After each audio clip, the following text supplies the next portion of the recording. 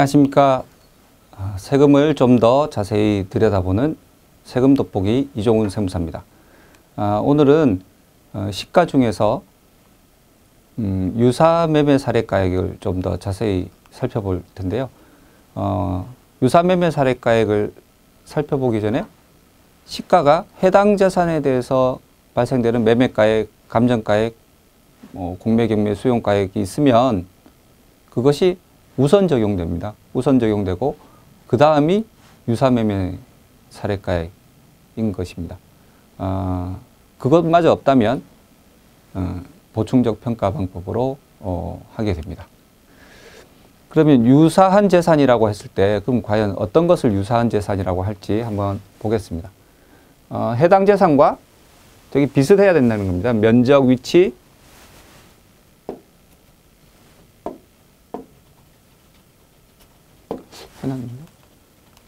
면적, 위치, 용도, 종목, 기준 시가마저 거의 동일하거나 유사. 그래서 이 동일 유사한 정도를 상증세법 시행규칙에 구체적으로 정하고 있습니다. 근데 다른 재산은 달리 정하지를 않고 있고요. 공동주택에 대해서만 정하고 있는데요. 우선 단지가 같은 단지 안에 있어야 됩니다. 단지는 주택관리에 관한 법에 따른 단지를 말하고요.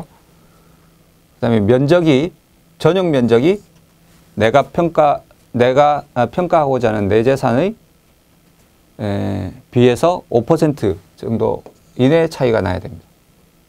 그리고 공동주택 가격, 즉 기준시가죠. 기준시가가 5% 이내 차이가 나야 비슷한 재산, 유사한 재산이라고 본다라고는 정의가 되어 있고요. 이 유사한 재산에 해당되는 가격이 여러 개가 있다 하면 기준시가 차이가 가장 작은 그 물건의 공동주택의 거래 가격이 그 유사 매매 사례가액이 되는 것이고요. 그것이 또 여러 개 있을 때는 내가 평가하고자 하는 평가 기준일과 가장 가까운 날.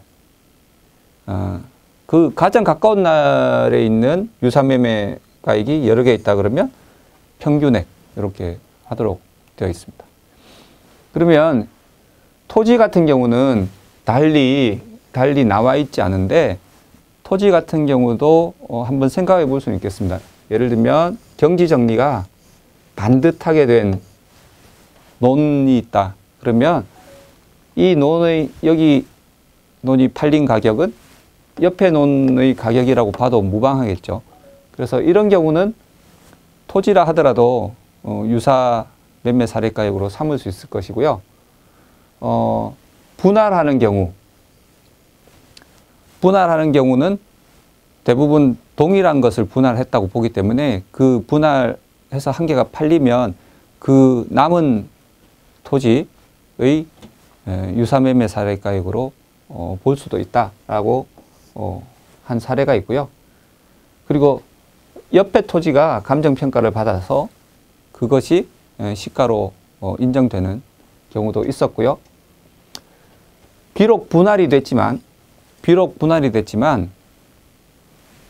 분할을 시켰더니 이쪽은 사실은 논으로 제대로 쓰고 있지만 이쪽은 논이 아니라 뭐 거의 밭이나 도로처럼 쓰고 있다 라고 하면 현황이 다르잖아요. 현황이 다르면 이 논이 팔린 가격이 옆에 토지와 같을 수는 없겠죠.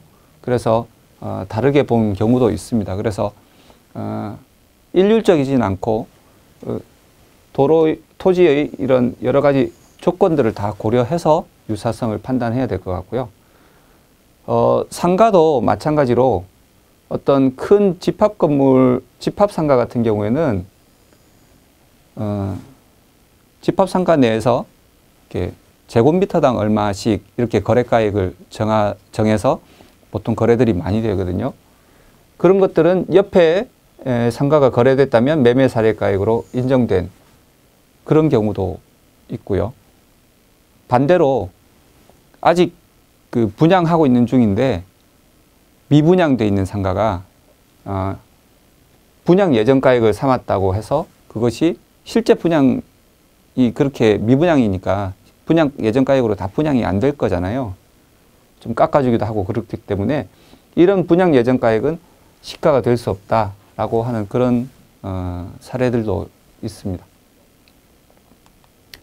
그럼 유사매매 사례가액 같은 것이 평가기간이 어떻게 되느냐면 해당 자산에 대한 평가기간과 조금 다릅니다.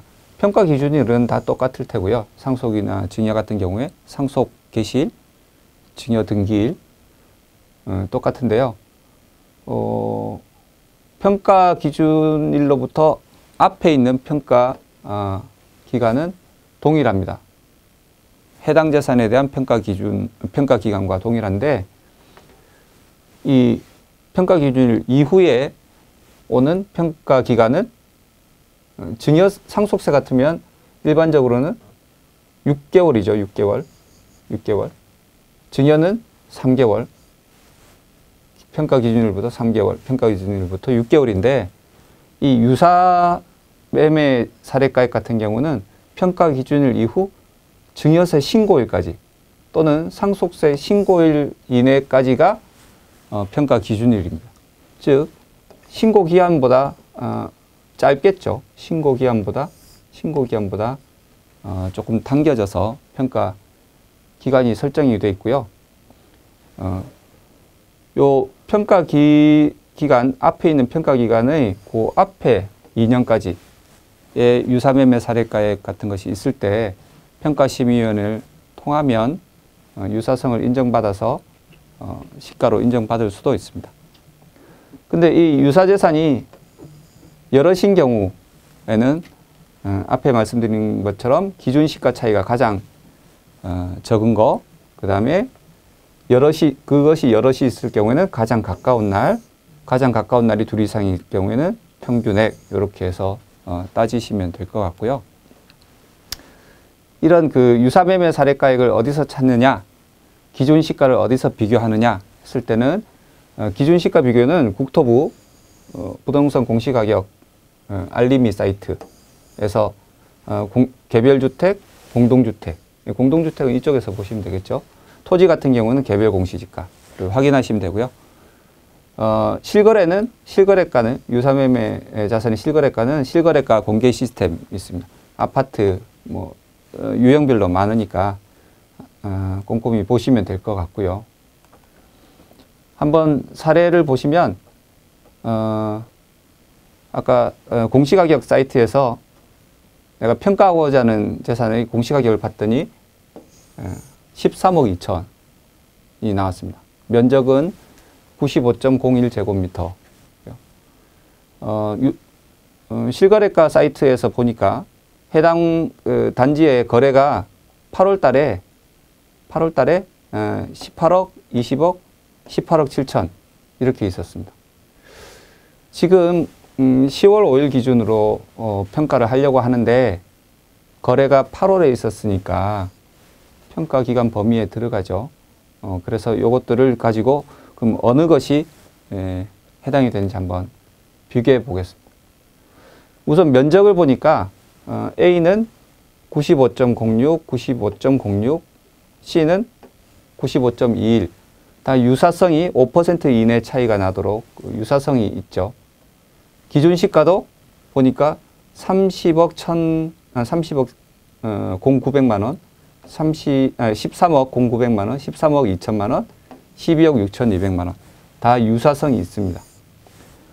유사성이 면적과 공시가격에서 기준시가에서 유사성은 확인됐고요. 계약일도 다 평가기간 범위 내에 옵니다. 그럼 이 중에서 어떤 걸 쓸 거냐라고 했을 때, 네, 기준시가가 가장 유사한 요 20억 원을 유사매매 사례가액으로 삼아서 평가를 하셔야 됩니다. 20억 원. 네, 이렇게 그 유사매매 사례가액도 평가하는 절차와 잘못 평가하게 되면 잘못된 가격을 갖다 쓸 수 있기 때문에 주의해서 골라서 쓰셔야 되고요. 평가 기간 들어와 있는 그런 재산이 여러 개 있을 때 적절한 기준으로 말씀드린 기준으로 잘 골라내시기 바랍니다. 지금까지 세금 돋보기 이종훈 세무사였습니다. 감사합니다.